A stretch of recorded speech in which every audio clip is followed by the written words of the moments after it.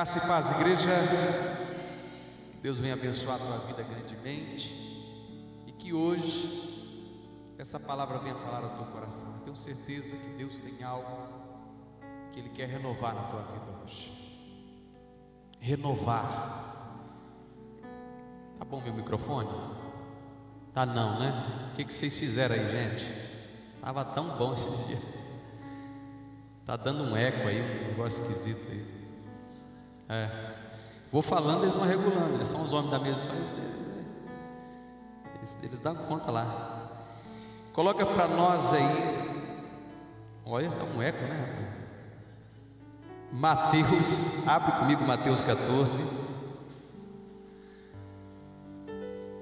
Mateus 14, 22. Som, glória a Deus. Aleluia. Opa, tá melhorando. Tá ficando bom. Mateus 14, 22 até o 30. Mateus 14, 22 ao 30. Eu acho que na hora que o pessoal estava cantando, botaram efeito no meu efeito em vez da Luciana, né? Acho que foi isso aí. Geralmente o pessoal, se não cuidar, acaba fazendo isso, trocando os microfones. Mateus 14, do 22 até o 31. Vamos ler.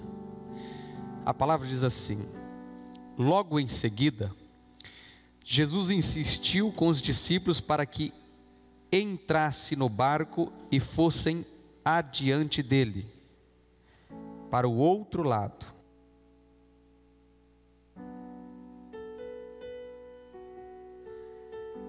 Vocês decidem como é que...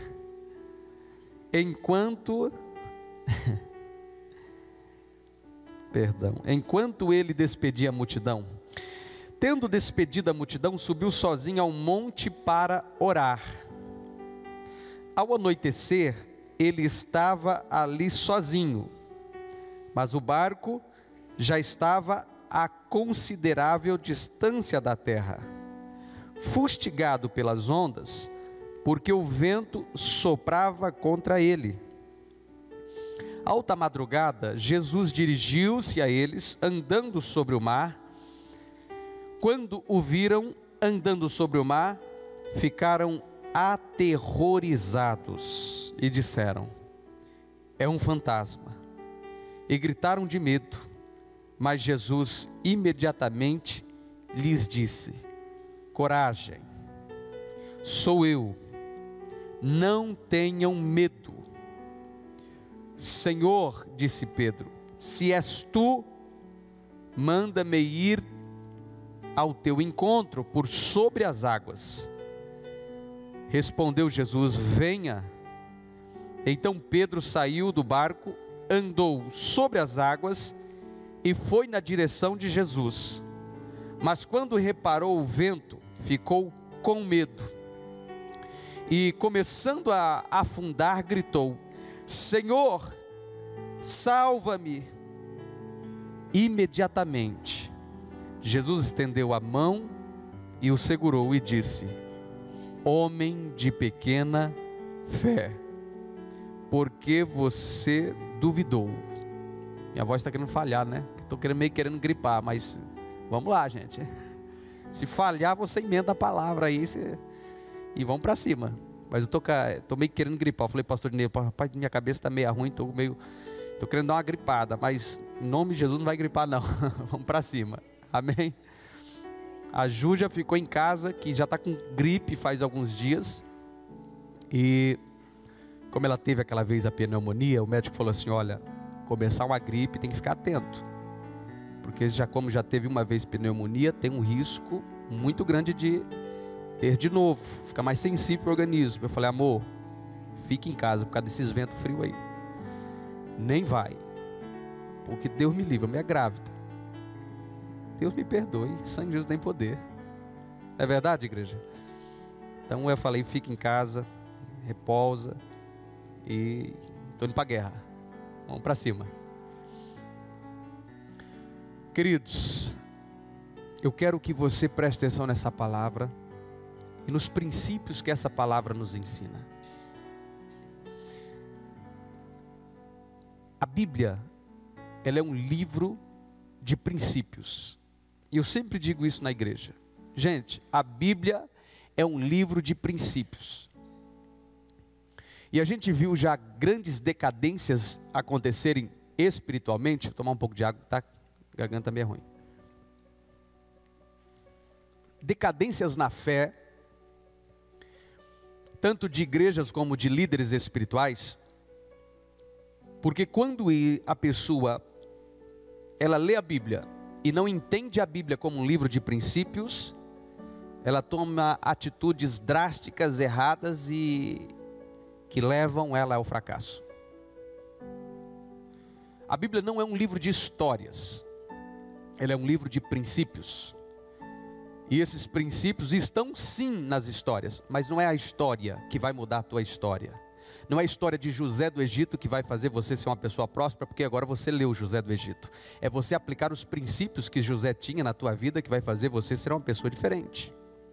Não é você ler os milagres que Jesus propagou por todo o caminho o qual ele percorreu na Galileia, que vai fazer de você receber um milagre, mas é você viver os princípios que Jesus ensinou que vivêssemos para receber os milagres.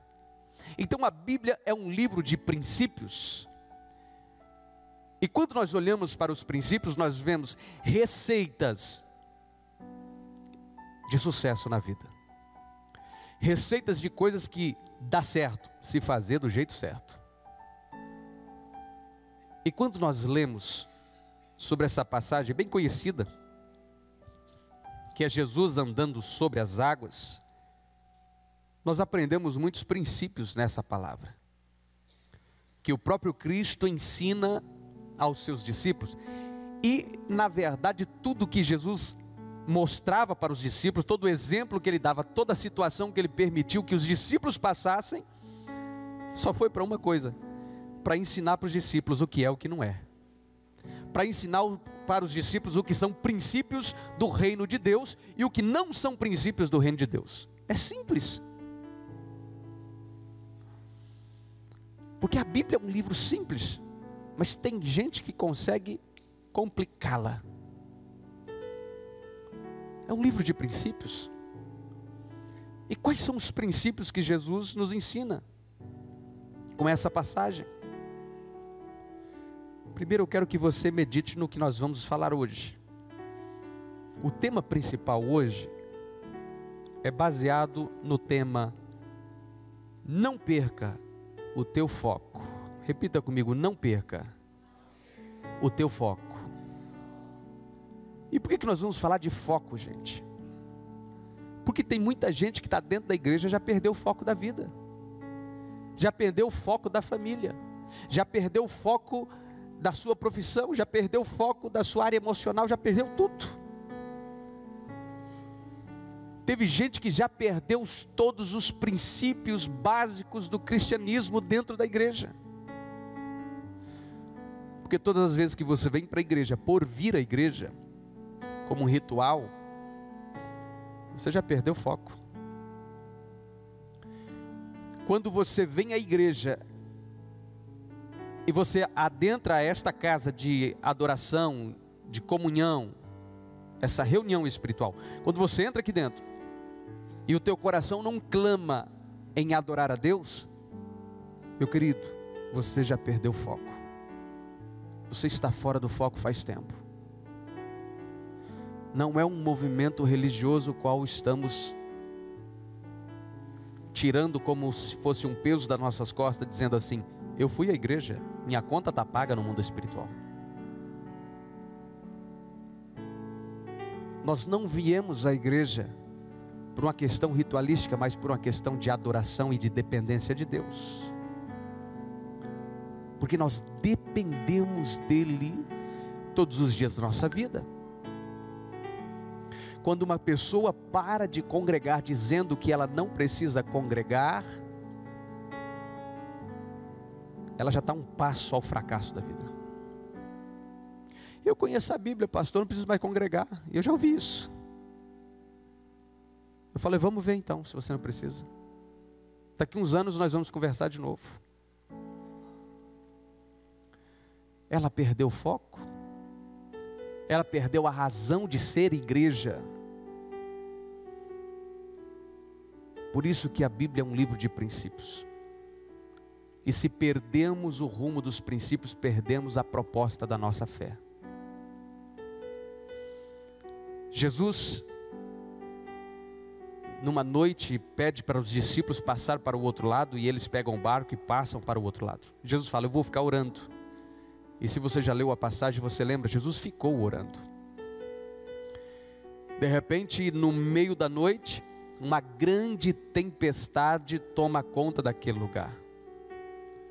Os discípulos, eles estavam no barco sozinhos. E de repente, naquele tumulto, naquele grande vendaval, naquele desespero, naquela ânsia de vou viver ou vou morrer, eles olham para o horizonte e quando eles olharam, ele ali viram como se fosse um fantasma que vinha aproximando-se do barco. Era Jesus. A Bíblia fala que era Jesus se aproximando do barco, andando sobre as águas. Então eles ficaram muito espantados, porque dentro da mitologia judaica existia fantasmas dos mares. E isso já era histórias que botava medo no povo que vivia às beiras do Mar da Galileia, que é uma lagoa, na verdade, de água doce. E também na região de Tiro e Sidom, que é a região litorânea, que hoje é Tel Aviv, na região de Israel. Já existia lendas e conversas, histórias, e o povo tinha medo. Por isso que os discípulos de Cristo no barco começaram a gritar, é um fantasma. Era um medo. O medo que estava tomando conta da vida deles. Numa situação qual ele se encontrava sozinho. E na verdade, quando estamos sozinhos em situações difíceis, é normal termos medo. O que não é normal é que o medo tome conta da gente. Uma coisa é você ter medo, uma coisa é o medo ter você. Agora, ele pegou você. Então é normal ter o medo, mas não o medo me tomar. E os discípulos se encontram numa situação atemorizante, o qual eles perdem a noção emocional, a coragem e a força emocional. E eles começam a gritar como homens desesperados, que era um fantasma. Era um fantasma. De repente Jesus de longe diz assim, coragem. E o fantasma gritou coragem. Ou tenha fé, ou tenha ânimo, depende da sua versão bíblica. Sou eu, Jesus, não sou um fantasma. Jesus se apresenta diante da situação. E Jesus sempre se apresentou dentro de uma situação de caos. Sempre foi assim desde quando nós entendemos a palavra de Deus. Foi assim quando ele ressuscita e aparece no meio dos discípulos, quando eles tinham medo. O que nós entendemos com isso é que sempre quando temos medo, Jesus aparece para nos socorrer na vida. O homem pode ter medo, mas não deixe o medo tomar conta de você. Como diz a palavra, maior é o que está em nós do que aquele que está no mundo. Maior é Jesus que está ao teu lado. Maior é Cristo que está com você na caminhada da fé. Maior é o seu Deus do que aquilo que está no mundo que te causa medo, terror, pânico, depressão. Maior é Cristo que está com você. E quando nós entendemos isso, querido, tudo muda. Por quê? Porque não é um bramido de onda que vai me tirar do foco, que vai me tirar do objetivo da minha vida. E quando eu falo foco, eu falo em todas as áreas da sua vida. Todas as áreas. Tem gente perdendo o foco no casamento. Por quê? Porque um bramido de onda tomou conta da tua vida. Tem gente perdendo foco na tua empresa, no teu emprego. Por quê? Porque talvez lá no teu trabalho tenha alguém te incomodando, querendo o teu pior. E você está entrando no jogo do diabo. Deixa gritar, querido. Deixa sapatear. Deixa ficar doido, porque maior é o que está com você do que está no mundo.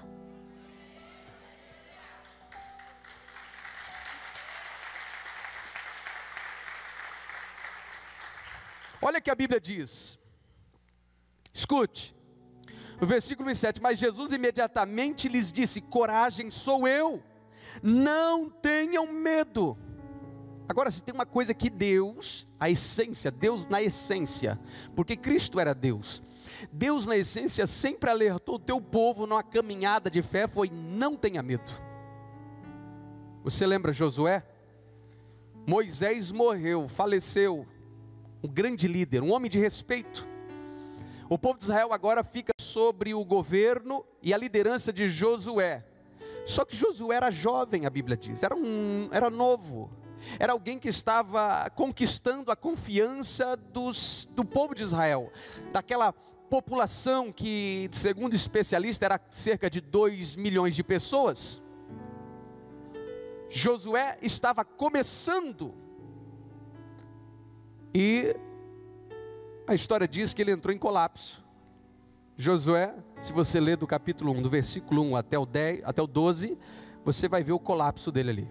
Ele com medo, ele inseguro, ele se sentindo incapaz de conduzir o povo. E Deus vem com uma palavra e diz para ele: Josué, seja forte, não temas, não tenha medo, porque eu, Senhor teu Deus, sou contigo. O que eu entendo, que Deus nunca abandonou quem Ele chamou para um propósito. Deus nunca abandonou. Você não vê Deus falando assim: olha, se vira meu filho, tu vai morrer mesmo nessa situação. Deus sempre está dando suporte para quem Ele chamou para algo nessa terra. Deus não queria que Josué perdesse o foco era Canaã, a conquista de Canaã. Agora, é fácil conduzir 2 milhões de pessoas, é muita gente, para a terra prometida, aonde ele teria nesse caminho que enfrentar mais de 17 nações. E logo depois dessa palavra, enfrenta a nação chamada Ai, a cidade de Ai. Qual o nome da cidade? Não sei. A cidade de Ai. A história diz que era uma cidade muito perigosa, porque o seu povo era um povo de guerra. Só que quando Josué chega nas portas da cidade, desafiando o rei daquela nação para a batalha, o que o rei da nação diz? Ele diz assim: Josué, tenho ouvido falar do teu rei, do teu Senhor, do teu Deus, que é muito forte, que é Deus impiedoso, que destrói nações, que é um Deus que deu para vocês essa terra. E a batalha de Ai foi entregue nas mãos de Josué, ou seja, eles não lutaram, porque o rei entregou as nações nas mãos de Josué. Só o testemunho do que aconteceu do Egito até aqui, Deus entrega uma cidade, uma grande cidade na mão de Josué, porque o povo de Ai ficou com medo de entrar em guerra contra o povo de Israel. Porque Deus era com eles. O que eu quero dizer? Aonde você mais tem medo, a área da tua vida que você mais teme, é onde Deus mais quer te usar. Você entendeu, querido? Ou entendeu o que o outro falou ali? A área da tua vida que você mais tem insegurança e medo, é nessa área que Deus quer te usar, quer te fazer mais que vencedor, em nome de Jesus Cristo. Olha, 28, Senhor, disse Pedro, se és tu, manda-me ir ter um encontro sobre as águas com você. Pedro era ousado. Pedro, com toda a ignorância dele, que a Bíblia mostra que era um homem extremamente difícil de lidar, mas com toda a ignorância dele, ele era um homem ousado. Ele tinha um princípio que todo cristão tem que ter: ousadia, que é um princípio que libera coragem. Ousadia é quando ninguém tem coragem e alguém fala assim: eu tenho, deixa comigo. Esse é a ousadia. É quando todo mundo fala não vai dar certo e alguém diz assim: já deu certo, eu vou para cima. A ousadia é uma das coisas que mais libera o princípio de fé na vida de um cristão. E fé não é um princípio só para o cristão, eu sempre falo sobre isso na igreja. Fé é um princípio no mundo espiritual que foi liberado para toda a humanidade, sendo cristão ou não, você usufrui da fé. E tem gente que fala assim, pastor, eu pensei que só tinha fé quem era crente. Eu falei, Deus ensina o crente a usar a fé, mas fé é para todos. Fé é para quem acredita. Quando Jesus olha para aquele homem que estava com uma criança endemoniada, numa situação difícil, o homem fala assim, os seus discípulos nada puderam fazer, Senhor. Jesus olha para os discípulos e fala assim, homens de pequena fé, já tenho ensinado vocês, e vocês não aprenderam ainda. Então Jesus ora, vai orar para a criança, aquele homem fala assim, Senhor, tu podes fazer alguma coisa? Ele fala assim, se eu posso, tudo é possível ao que? Jesus disse, não é eu. Não sou eu não. Ele falou, você crê? Então não há possibilidades para você. Não há impossibilidades para você. Tudo é possível ao que crê. Jesus falou assim, você me aceita como Salvador? Sabe o grande engano do cristão é pensar que ele é dono do princípio de fé. Enquanto ele pensa que ele é dono da fé, o ímpio lá fora, que nem sabe o que é fé, usa a fé para conquistar o que ele quer lá fora. E conquista. Porque fé é ousadia. É você crer naquilo que não existe, mas vai passar a existir por causa do nível da sua crença. É tão forte, que passa a ser físico, natural, verdadeiro, passa a existir o que não existia. O que Paulo fala em Hebreus 11:1? Pois a fé é o firme fundamento das coisas que se esperam e que não se podem. Ixi, está feio. Que não se pode ver. Não se vê. Por que não se vê? Porque não existe agora. Mas se você acreditar, vai passar a ter existência. Porque a fé produz isso. A fé movimenta o mundo espiritual. Agora o desejo de Deus é que o cristão use mais a fé do que quem está lá fora. Conhecendo a palavra, conhecendo a verdade, conhecendo o Deus que ele serve, que é o Deus criador, autor da fé. Como diz a própria palavra, ele é o autor da fé, do princípio é dele. Como ele é o autor do amor, como ele é o autor de todos os princípios que regem a terra. Mas o cristão tem que se posicionar, tem que focar e ter fé. E aqui estava Pedro. Aqui estava Pedro, sendo desafiado agora. Ele desafia Jesus, se tu és o Cristo, então faça com que eu vá até o Senhor andando pelas águas. Eu quero andar nesse negócio agora. Ele desafia Jesus. O que Jesus faz? O que a Bíblia diz que Jesus fez? Jesus falou só uma coisa: venha. Por quê? Porque Jesus ia fazer ele andar sobre as águas? Quem pode me responder isso? Claro que não. Porque Jesus estava mais uma vez testando a fé do Pedro. Não é a fé dele, a fé do Pedro. E a gente tem mania de querer que Jesus faça a gente andar sobre as águas. Quem disse que é o Jesus que faz você andar pelas águas? É a tua. E a gente demora para entender isso. E toda vez, Jesus, faz eu andar pelas águas. Afunda, né? Mas Jesus, o Senhor me abandonou. Eu falei, não, filho, não sou eu, não, é você. O que Jesus ensinou em todo o Novo Testamento é o seguinte: não seja dependente do meu poder, porque eu já estou te ensinando a liberar a fé dentro de você. O Espírito está dentro de você, então libera a fé. Mas numa igreja pentecostal, nós aprendemos que nós dependemos que o Jesus libere o milagre. Jesus, e se ele não libera, ele é culpado. Se ele libera, ele é bonzinho. É assim que o ser humano põe na tua mente. Mas desafia ele na fé dele para você ver. Não tem fé alguma. Porque ele depende de alguém, de um ser. Sendo que Jesus já deu parte dele para mim e para você. O que habita dentro de você é um espírito humano ou é o Espírito de Deus? Aí, está todo mundo com medo de falar agora? Porque eu distorci todo o seu conceito de fé? É verdade, não é? Você pensava que você ia no Valdomiro e ia receber milagre.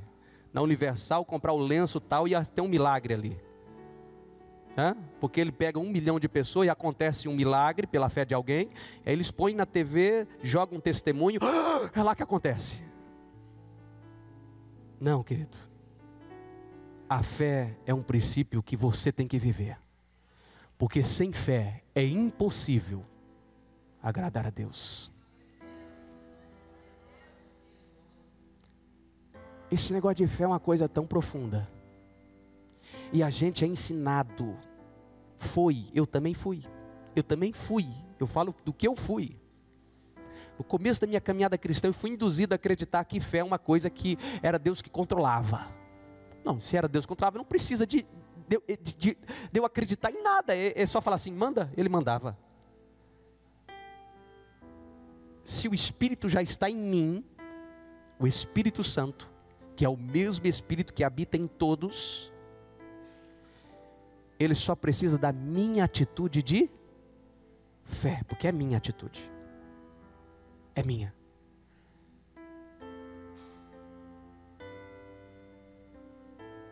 Porque uma atitude de fé, ela sequestra, ela toma, faz você ter a posse do mundo espiritual de poder.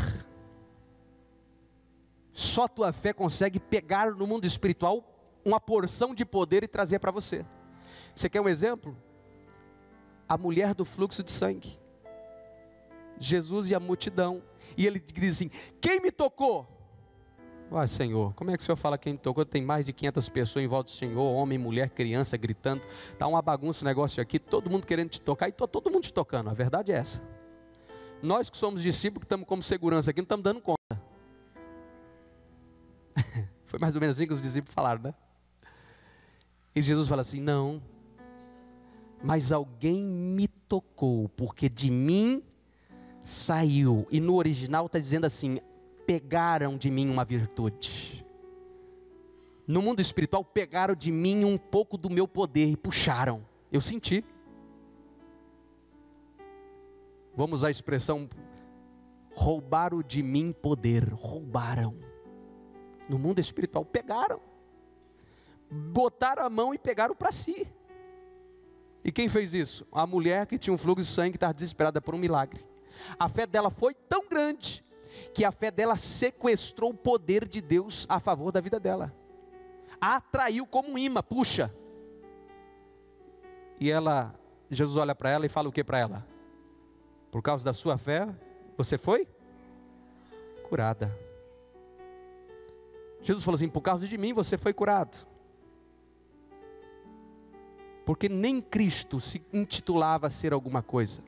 Filipenses 2:12, porque ele pensando ser igual a Deus, se diminuiu como homem na terra, para não ser igual a Deus. Ele não usurpou ser igual a Deus. Então veja bem, porque de mim saiu virtude. Então pela tua fé, você foi curada. Você entende como nós aprendemos errado o conceito de fé? Como que se Deus tivesse um tanque e derramasse na gente. Na verdade está tudo dentro da gente, de nós mesmos. Só que nós não despertamos para isso e ficamos dependendo. Senhor, libera tal coisa. Filha, já está dentro de você. Senhor, eu preciso de... Já está dentro de você. Já está dentro de você. O Espírito Santo que habita em vós, como diz a própria palavra, Ele é o mesmo Espírito que testifica a Deus o teu poder e a tua glória. Porque nele já está depositado todo o poder do mundo espiritual. Você só precisa agora ter fé. Olha para Pedro. Agora ele começa a andar sobre as águas por alguns minutos, alguns segundos, não deu um minuto eu acho. Por alguns segundos ele anda sobre as águas e ele falou, uau, o negócio é forte mesmo. Quando ele viu que ele andava sobre as águas, não pelo Cristo, mas por ele mesmo, porque ele começou a acreditar, A Bíblia fala, e Pedro começou a ouvir o bramido das ondas. Está aí ou não está assim? 29, venha, respondeu Jesus. Então Pedro saiu do barco, andou sobre as águas e foi na direção de Jesus. Mas quando reparou no vento, ficou com? Está aqui não, né? Ah, tá. Ficou com medo. E começando a afundar, gritou, Senhor, salva-me.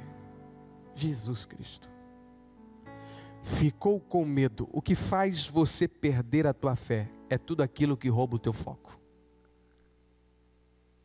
A pessoa estava olhando e acreditando num casamento transformado, cheio do poder do Espírito Santo, cheio da graça. De repente essa pessoa começa a perder o foco, olhar para outros lugares. Ela começa a olhar para o pessoal do mundo. E bate um sentimento diabólico de voltar a fazer o que fazia no passado. Ou bate um sentimento diabólico dizendo assim, ih, você casou muito novo, você podia ter aproveitado mais a vida. Tem um monte de mocinha aí, ó. Ele tirou o foco da família e olhou para...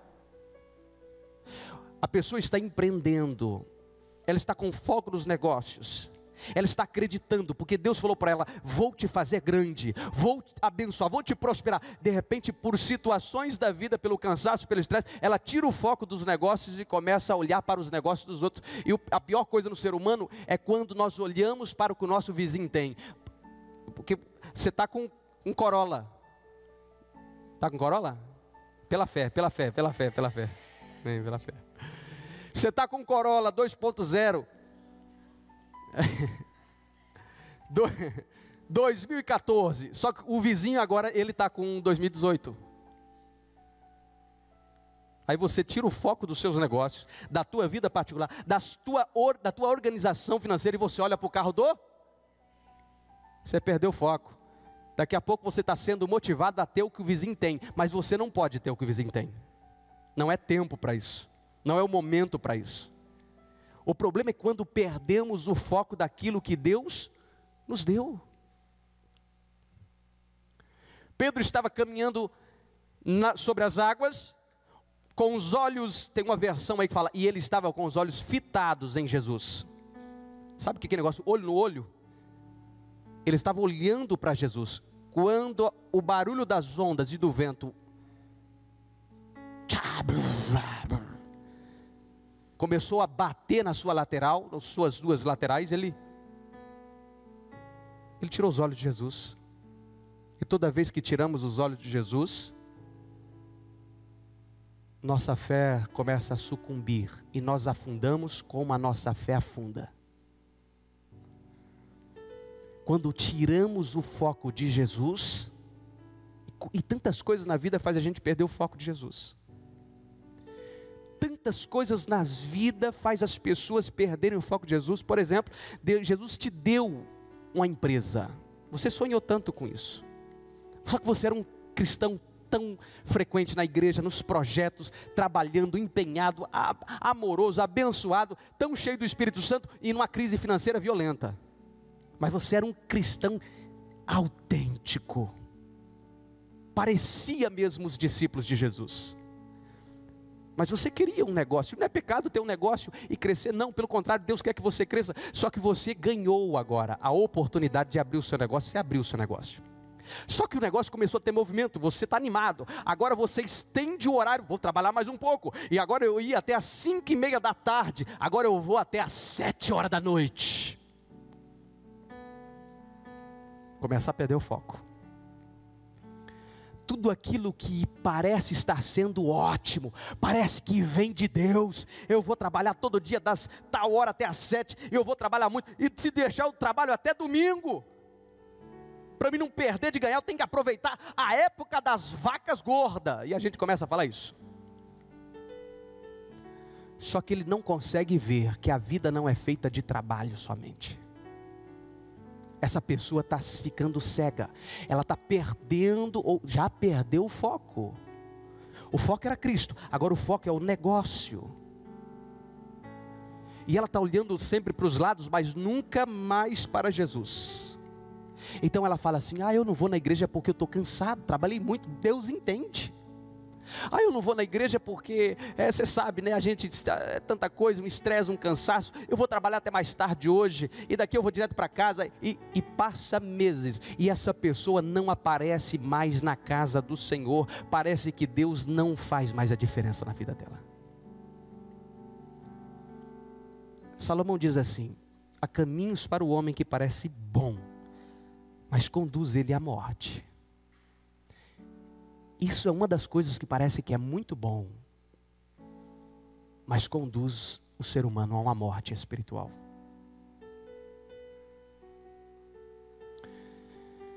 Então o tempo vai passando e essa pessoa começa a se afundar numa crise emocional, num problema familiar, num casamento que agora está sendo destruído, porque ninguém tem mais tempo para Deus e muito menos para a família, porque se não tem para Deus, imagina para a família. Não tem mais, ele começa a quebrar todos os princípios, porque nós temos que organizar a vida em escalas. Temos que ter tempo de qualidade para Deus, para a família, para o trabalho e para mim mesmo. Quando eu quebro esse ciclo, eu não consigo mais administrar minha vida. Quando eu perco o foco, minha vida começa a entrar em colapso. Daqui a pouco vai o pastor, que vai ter que ir na casa, reconciliar novamente. Já foi aconselhado, mas tem que reaconselhá-lo. Dizer para ele: irmão e irmã, vocês perderam o foco. Há muito tempo vocês perderam o foco. O que está acontecendo agora é uma perca de foco que aconteceu alguns meses ou anos atrás. Só é o resultado. Então a vida é feita de um equilíbrio. E nesse equilíbrio nós temos um foco que ele é o foco principal da nossa vida. E esse foco chama-se Jesus Cristo de Nazaré. Amém.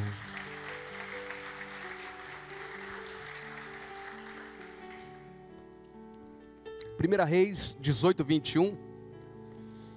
Coloca aí para a gente, para nós orarmos. Olha o que a Bíblia diz.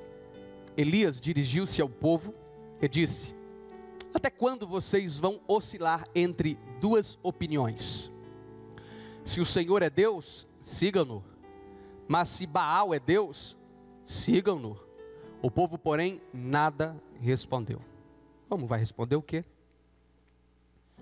E a pior coisa é quando alguém que conhece a palavra, ouve uma palavra como essa, e ele não consegue ter ação nenhuma.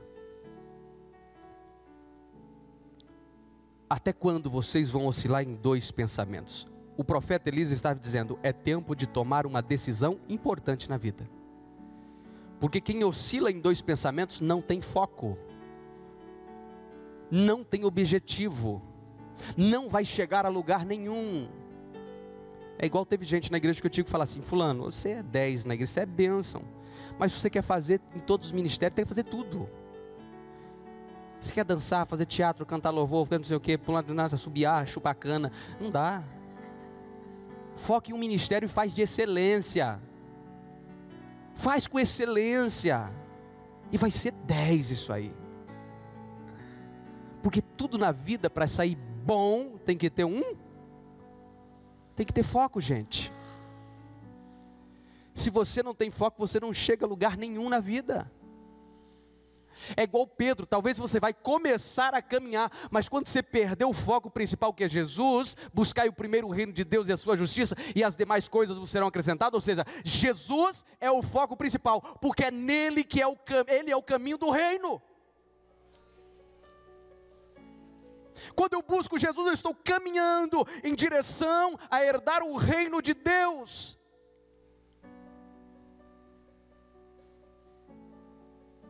Mas quando eu venho no culto e fico, eu estou sem rumo.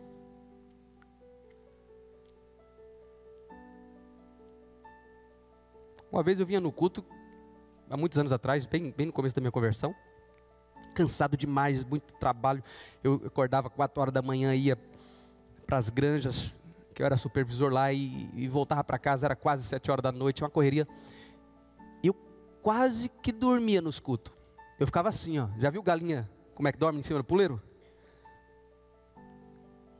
Tem hora que eu estava com o olho aberto, mas eu acho que eu estava dormindo. Eu falei, eu tenho que tomar uma posição na minha vida. Quando eu entrar na casa do Senhor, eu não posso dormir, porque senão eu estou fazendo o que na casa do Senhor? E eu tive que parar de cochilar no culto. Tem energético hoje, tem tanta coisa que faz a gente...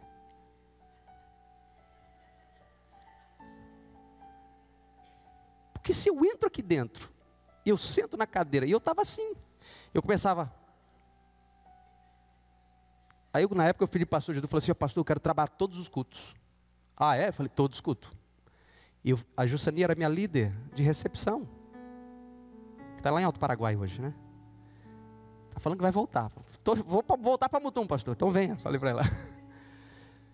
E eu ficava naquela recepção na porta, recebendo. Eu falei, eu vou trabalhar todo dia. Se você enjoar de mim, eu falei, você põe outro. Mas eu e minha esposa, todo dia vamos trabalhar. Por quê? Porque se eu sentar na cadeira, eu vou acabar dormindo. Então eu vinha ficar na recepção, cumprimentando as pessoas. Foi indo, nunca mais tive sono no culto. Porque eu estava perdendo o meu foco. O que eu vou fazer no culto? Então eu vou para um hotel para dormir. Não. Lá eu e minha esposa, nós dorme.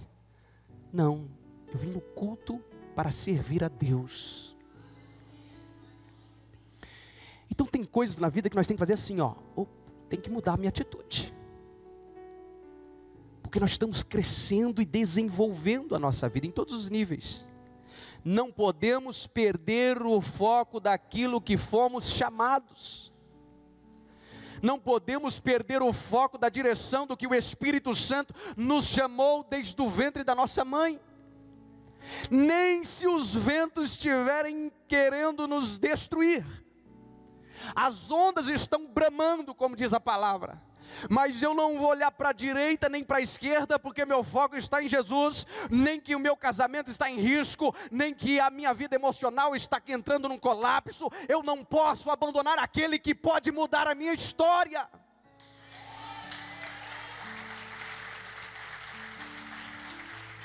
É isso que Jesus ensina para Pedro, e ele fala assim, olha, versículo 30, mas quando Pedro reparou no vento, ficou com medo, e começando a afundar, ele gritou, Senhor, salva-me. Por quê? Porque Jesus não resiste a alguém que clama a Ele. Em Isaías diz, todo aquele que clamar o meu nome será salvo. Porque Deus não resiste a alguém que o clame e o convide para entrar na tua vida.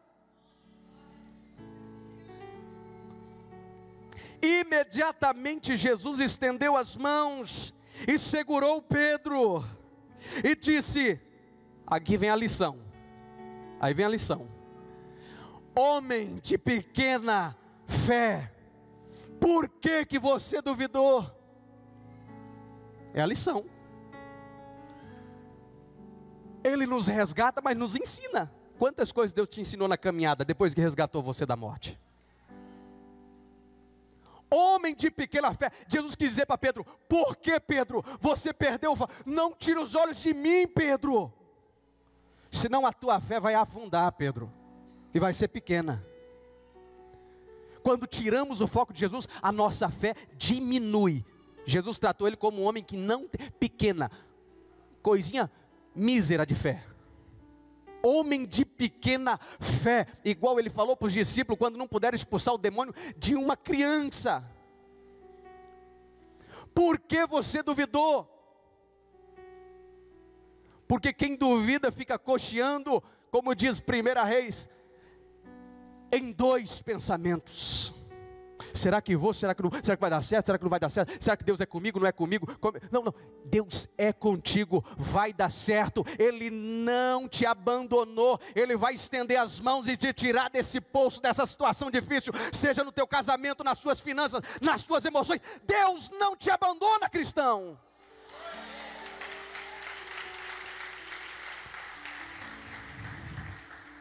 Mas não duvide. Porque você controla o nível de fé que está dentro de você. Você está no controle da sua fé. E Jesus no controle da tua vida. Vou dizer de novo, você está no controle da tua fé. E Jesus no controle da tua vida. Ele sempre vai te salvar. Porque Ele é o Salvador. Se coloque de pé, vamos orar neste momento. Quero orar por você.